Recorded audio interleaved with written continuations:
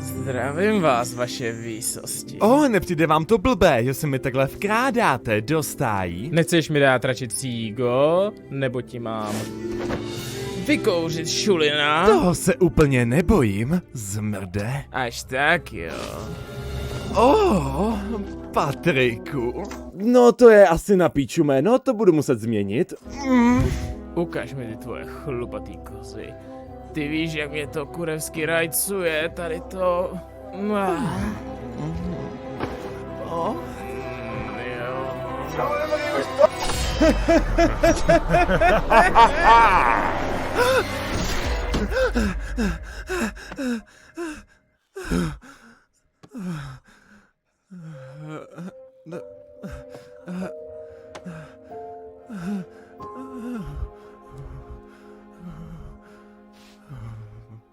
Kurva Moxie, mě to nezajímá, nemáš si brát nějaký ty prášky na straní, pičo, zesral celou koupelnu, kdo tam má po tobě uklízek, kurva, Luna má špinavý packy z tebe, ty kokote pojebaný.